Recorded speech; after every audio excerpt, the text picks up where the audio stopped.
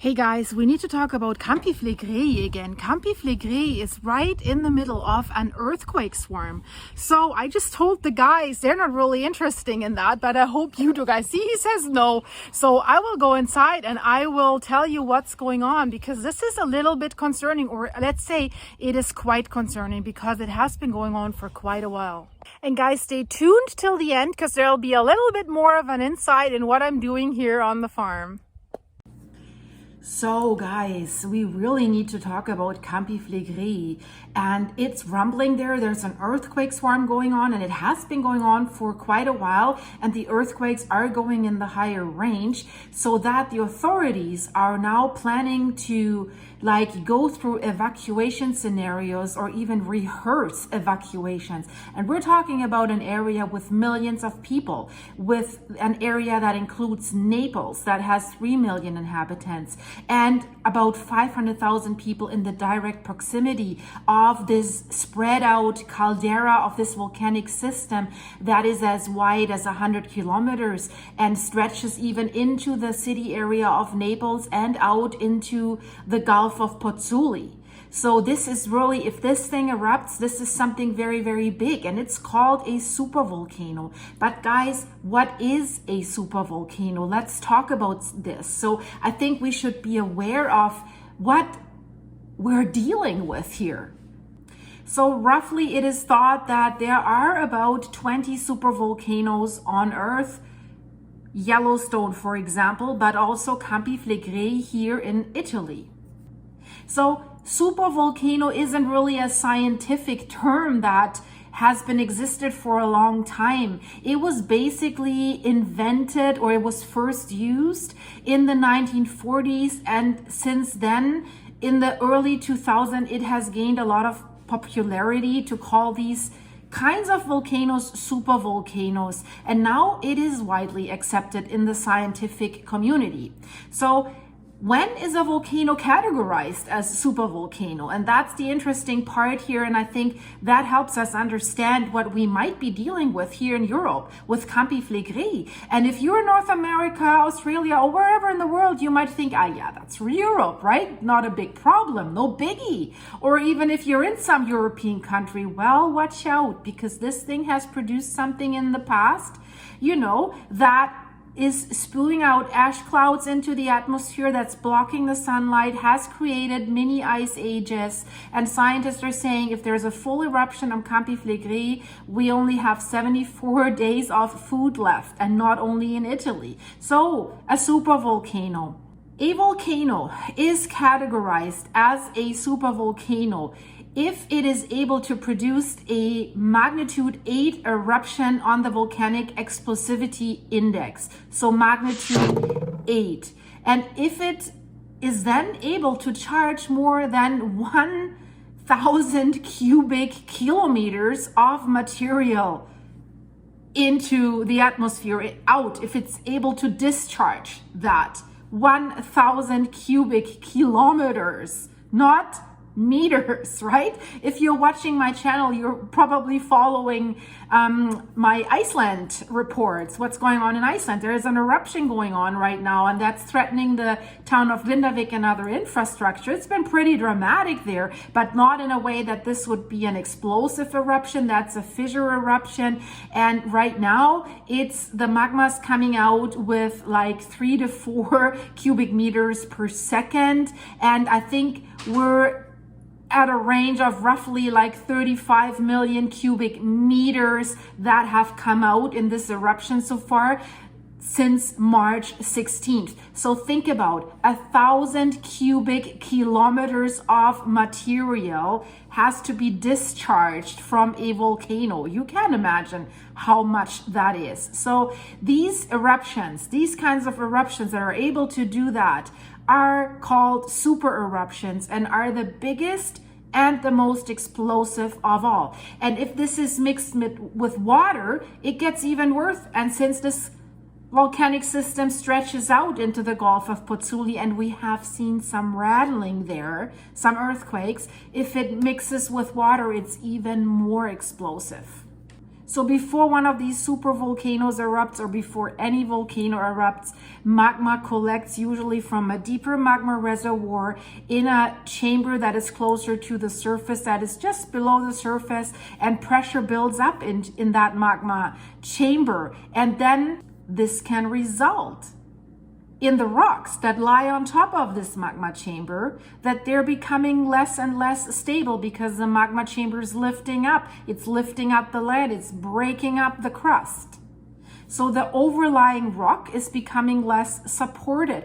And that's a possible scenario that we might have in Iceland as well. But there is a problem. That magma chamber is underneath a tourist attraction, the Blue Lagoon, and Svartsengi power plant. But they have this Blue Lagoon open, and I always keep reporting about this, right? And like, whoa, right? So if you're interested in that, and most of the tourists don't know what they're dealing with. So check out my Iceland playlist. And if we're already talking about this, just listen to this for a second, please.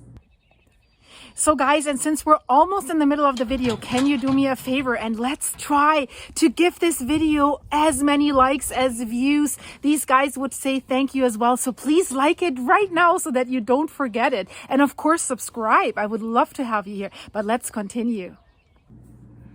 Okay, so back at it. What's happening? So during an eruption, this magma chamber, this shallow magma chamber empties out of the magma. So especially if we have an eruption and the magma flows out of that chamber, then we have less and less support. It's a hollow space underneath. And then this could collapse. And this is when something that's called caldera is formed, because that magma chamber has collapsed. And that's the case here in Campi Flegrei. And that's what I worry about in Iceland. Without enough support, the ground can collapse. And that's then, we call it a depression that is forming on the surface, a caldera. And these supervolcanoes, they produce calderas that can be up to 50 kilometers wide or even wider. Of course, these eruptions are quite rare, and the general trend along the volcanic explosivity index is the larger the eruption, the less frequently they occur. And that's a good thing, right? I think this is a good thing, guys. But these super volcanoes, they don't always have to produce these gigantic eruptions. They also can produce some smaller eruptions, more like normal eruptions. And Naples in Italy is best known for Mount Vesuvius, for example, which is basically connected with the Campi Flegrei, their neighbors. And Vesuvius and Campi Flegrei, right? Vesuvius. So Campi Flegrei is also famous for these smelly fumaroles and for emitting sulfuric acid. So we want to look into this because that's what's going on right now. But again, please be aware that a magnitude 8 eruption is almost beyond your imagination. That's how powerful it is. And nobody alive today has ever seen a supervolcano erupt, like, thankfully, guys, right? So the most recent super eruption was in New Zealand's Taupo volcano, and that has occurred as far back as 26,500 years ago. And then there was, in 1991, there was the eruption of Pinatubo in the Philippines. And this is one of the largest eruptions in living memory. But this event has only ranked magnitude 6 on the volcanic explosivity index. So it's therefore around 100 times smaller. 100 times smaller than the benchmark for a supervolcano. And that eruption was really, really powerful. Yellowstone, right? This is what people know more than Campi Flegrei. Yellowstone, almost everyone knows Yellowstone, right? And it's one of the world's most famous supervolcanoes, has super erupted 3 times, and relatively recently in terms of our planet's history. So these eruptions have formed the Yellowstone caldera, which is 72 by 55 kilometers in size, and that's now the site where we have the Yellowstone National Park. That's where all the tourists are running around in. That's why there's these geysers and the steam, and that's the caldera. So the largest of the Yellowstone eruptions, guys, was 2.1 million years ago, and that supervolcano has then released 2,450 cubic kilometers of material. You have to let that sink in, really. So if Yellowstone right now, and some of you always report, right, it's rumbling, there's earthquakes. If Yellowstone were to produce another super eruption, the surrounding states of Wyoming, Idaho, Montana would be directly impacted by this massive pyroclastic flow, like the material that is being spit out by that volcano. So there would be hot avalanches of ash, pumice, gases, and rocks that can reach a temperature of like 400 to 500 degrees Celsius. So devastating, right? And it can move more than 300 kilometers per hour, so faster than a sports car probably. Maybe not a German sports car. You know, we Germans, we drive a little bit crazy on our highways.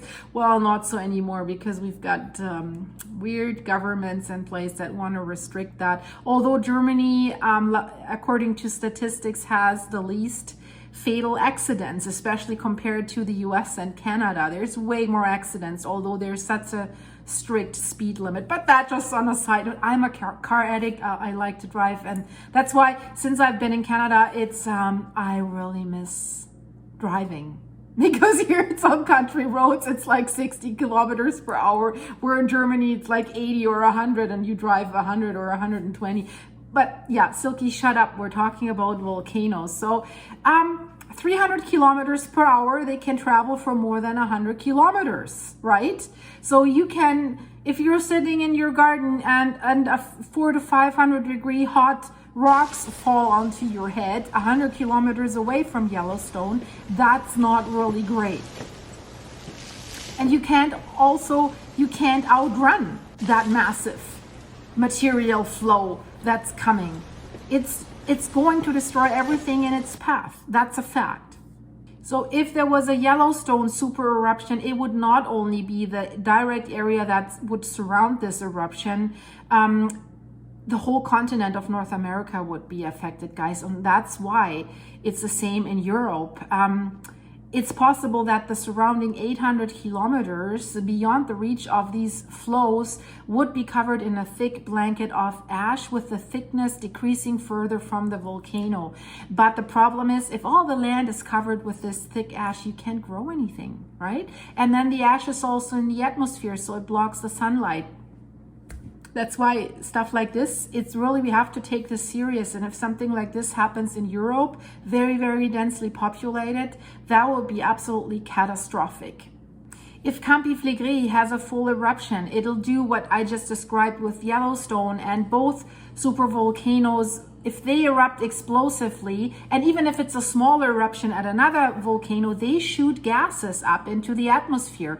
Mainly it's like water vapor, carbon dioxide, and sulfur dioxide. So toxic gases. We're having the problem in Iceland right now from this little tiny eruption compared to the supervolcanoes, that the winds turn quickly, and then the Blue Lagoon had to be evacuated. One guy was in the hospital because he was breathing in toxic gases. So all this blown into the Earth's stratosphere. And that sulfur dioxide gas is not only dangerous when you breathe it, the problem is this gas is has the most significant effect if it's blown up into the atmosphere, as it reacts with water vapor to create sulfate aerosols. And these aerosols, if you have watched my investigation about cloud seeding, I've talked about this there. Check out that video. This is really interesting. I always thought that this is BS and conspiracy theory, but they're really doing it. So they're injecting aerosols into clouds. But yeah, here, this is natural. And by the way, cloud seeding is imitating volcanic eruptions. So that is interesting. So this volcanic eruption is basically doing some cloud seeding. It is injecting aerosols, or it's creating these aerosols. And these aerosols increase the reflection of the radiation from the sun back into space. And it's not letting it through to the Earth. So that has a cooling effect on the planet's lower atmosphere. That, of course, will have a huge potential impact on life around the world. For example, 74,000 years ago, there was the Young-Toba-Tough super eruption, and that was so great that it might have altered the course of human history. That's what the scientists are saying, guys. So we really need to look into this closely. So this eruption, has resulted in a massive caldera that was 100 by 30 kilometers big, and it's now filled with Indonesia's Lake Toba. So now it's filled with a lake, looks peaceful, looks nice, but what did this catastrophe do? So this gigantic eruption sent the world into a decade-long volcanic winter. So 10 years, right? That's a problem. And it caused the climate to be cold and dry for thousands of years after that. Listen to me, cold and dry for thousands of years after that. So if one of these super volcanoes erupt, guys, all the guys that are gluing their hands on the roads in Germany to block traffic from driving for the climate, I mean, this problem will be gone, right? It will be gone. So, and this volcano, it is said that it has reduced the ancient human population down to just a few thousand individuals. So to extinction level, this is what we're talking about here. And that's why, watch my video, 74 days left. If there's no sunlight, if everything's covered with ashes, you can't grow, and the temperatures are too cold. So what are you going to do? This, by reducing the human population on Earth so drastically down to a few thousand individuals, it has definitely had a drastic impact on human evolution overall. This theory is not 100% confirmed. There's other things that scientists say might have influenced it as well, but so overall this is a potential scenario. And you know, when will the next super volcano erupt? That's the question that you're probably having. I'm having it for certain. That's why I'm watching Campi Flegrei that much right now, because I think Campi Flegrei is definitely more active right now than Yellowstone. So the chances that something might happen at Campi Flegrei are definitely higher, in my opinion. And I think scientists think that too. And volcanoes do not erupt on a precise schedule, so that you could say every 100 years, every 10,000 years. So it's hard to know when exactly a super volcano will next erupt. But we do know the chances of it occurring in our lifetimes are always considered very low. But since Campi Flegrei is rumbling that much, it could be an eruption, maybe not a super eruption, right? So to work out when volcanoes will erupt is a tricky business, as we just see in Iceland. The scientists are basically saying we know that we don't know, and the volcano has proven them right. So, but the scientists are getting better at predicting some eruptions over the short term, and especially with volcanoes that are erupting on a regular basis, like Etna in Italy, for example. Because these volcanoes, they give off warning signals in the hours and sometimes years before an eruption. And these signals include heat anomalies, changes in the amounts of fumarolic gases, that we have these fumaroles in the caldera of Campi Flegrei right now, and of course earthquakes. And that's what's going on there right now. It's rumbling. That we can detect with seismographs and ground deformation that can be seen using satellite images. Ground deformation, if magma's filling up in a shallow magma chamber, it lifts up the land. So it's important to watch these signals. So just 50 minutes ago, there was another earthquake, 2.1 in magnitude, quite shallow, only 2.3 kilometers deep at Campi Flegrei again. And then yesterday a 1.1, a 1.5. So just this past weekend, there was a larger earthquake swarm at Campi Flegrei in Italy. Over the weekend, there were 35 earthquakes, and most of them near the little fishing town of Pozzuoli. The strongest did have the magnitude 2.1, and now we're just having another 2.1 again. And the center was only at a depth of 800 meters, so very, very shallow beneath the surface. The epicenter was on the coast south of the Solfatara.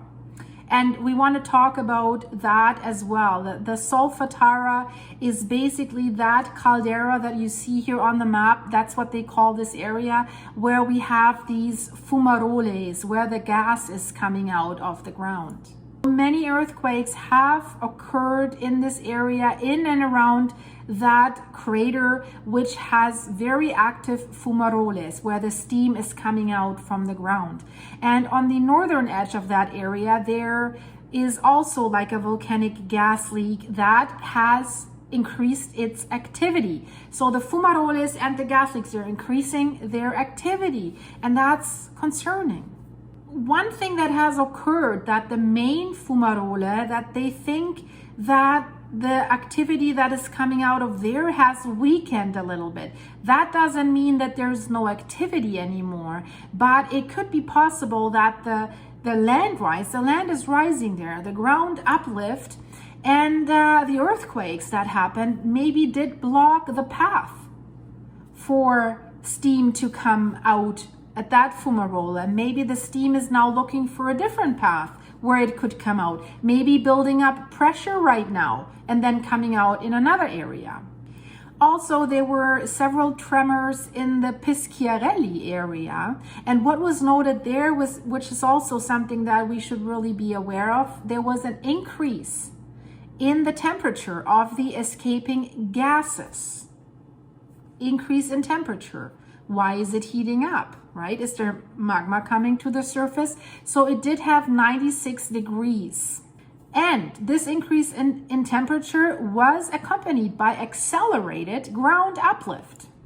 That has occurred since April 8th, when there was a very powerful earthquake swarm happening. For the locals and for the authorities, these earthquake swarms are fueling increasing concerns that either a strong earthquake could occur very, very soon, or that even an eruption could occur.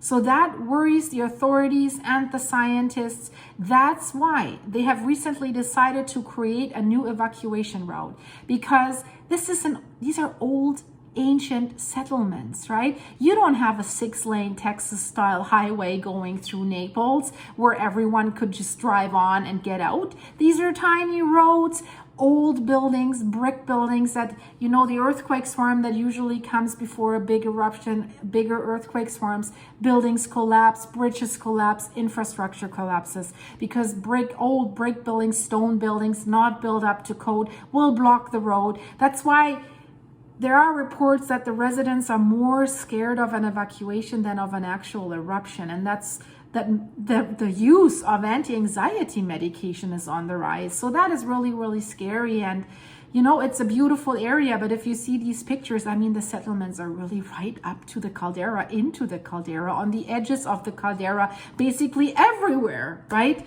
It's not that this caldera is an isolated area like Bardabunga in Iceland. No, this is just downtown, so to speak. I'm laughing, but it's tragic. It's really just like, you know what I mean, what I want to say with this. So that's why they're rehearsing the disaster. They're rehearsing their emergency disaster responses. And this is conducted by the civil defense and by local government. And they intend to check their command centers, check their communications. But what will that help if the people have like no physical way of getting away? And as we just learned, you cannot outrun a massive explosive volcanic eruption. So they're rehearsing two scenarios. So the first scenario is how would they react to an earthquake with limited local damage? Yeah, okay, you can rehearse that. Good, but that's probably not a big problem anyways. Of course, they're saying their focus here on this rehearsal is of a prompt implementation of renovation measures, safety precautions, and if necessary, partial evacuations. Well, I want to talk about renovations yet in an emergency scenario. I sometimes don't understand what these local governments are thinking, but you know, I have to give this hint since I'm not living in Germany anymore, but since we have that dream team of politicians in Germany right now, Ricarda Lang and the Minister of Economy, who says, you know, no, the economy is bad, but you know, if a company closes down doesn't necessarily mean that they have to declare bankruptcy. They're just not producing. Well, if you're not producing and selling anything, what is that? It's just,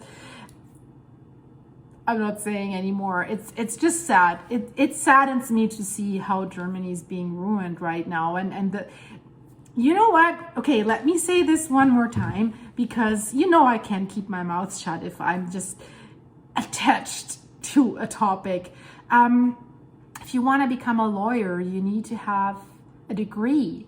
And you need to show that you're qualified. If you want to become a doctor, if you want to become a carpenter, anything.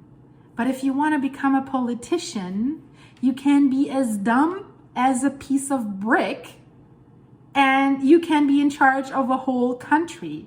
I mean, these people that we have in Germany haven't even finished a school degree or have ever worked as real something in their lifetimes, or have at least a proven record of running a company successfully. Nope. Nothing, right? I mean, there are other countries that have like people like that in charge, of course.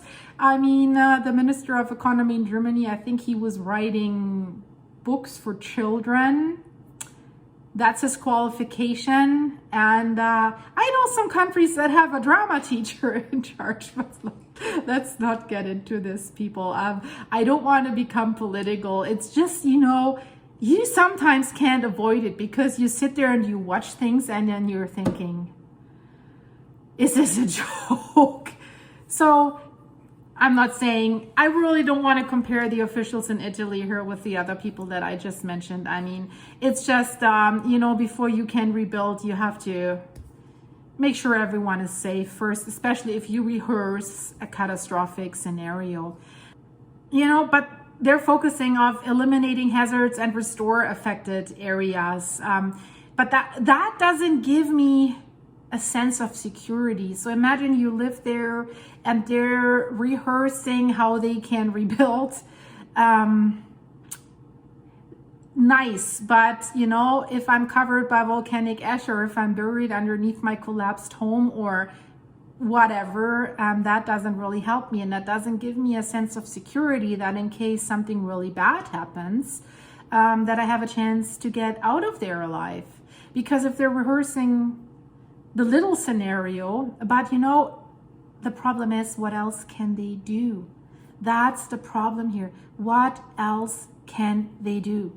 They can, and that's why I don't want to bash them. They can only train for that, because if the big scenario happens, there will no civil defense department, no police department, no first response department in the near area, not from Naples, not from anywhere, nothing.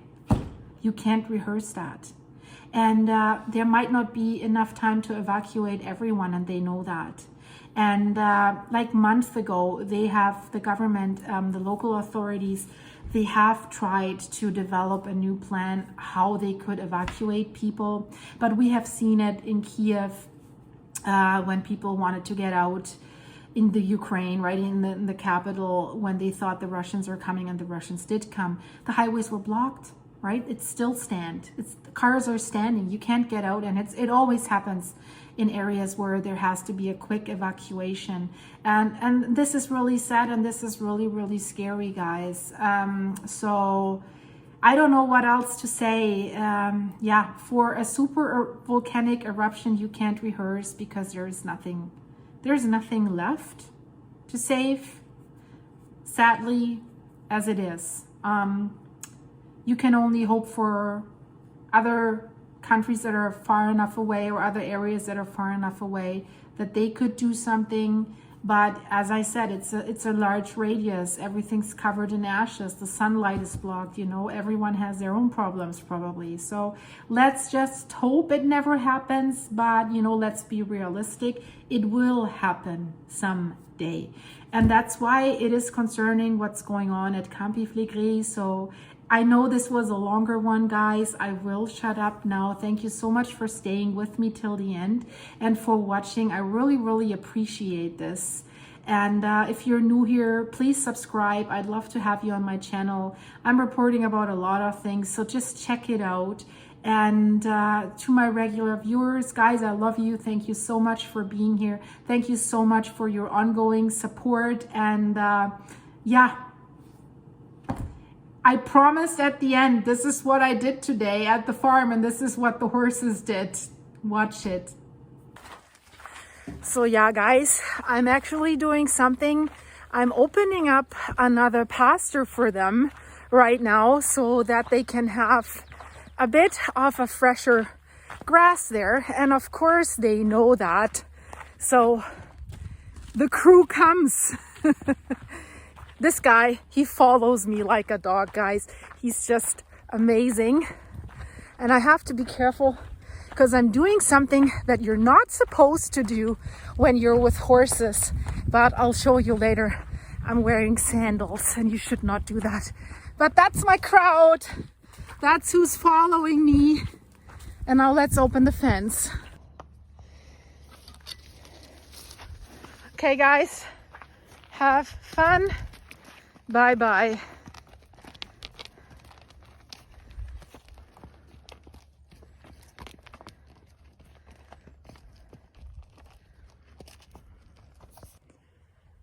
So I had them on this little grassy area behind me for a day so that they could eat the grass there, so that the other pasture could recover a little bit, because I keep them out 24/7, 365 days a year.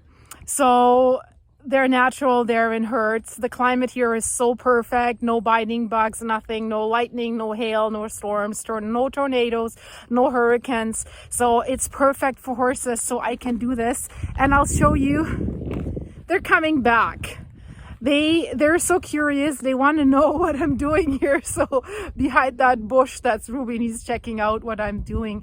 And yeah, this is just the greatest gift that they can give me, that they're not taking the chance to run away from me as fast as they can, like they do from other riders, because they don't like what's being done to them. And those guys, they look for my company, and kind of I'm the boss of their herd, and because they have a huge field where they could go to, like a massive 10-acre field.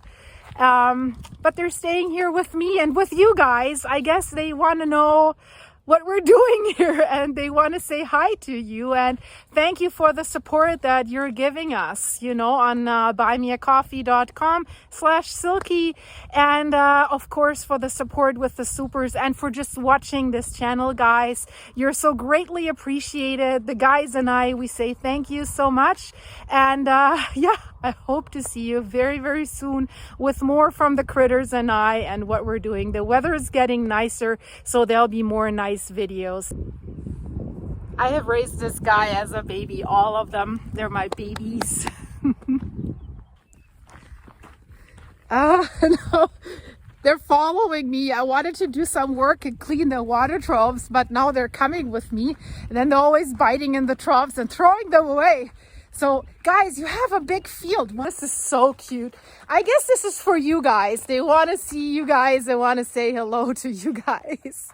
Thank you so much, guys.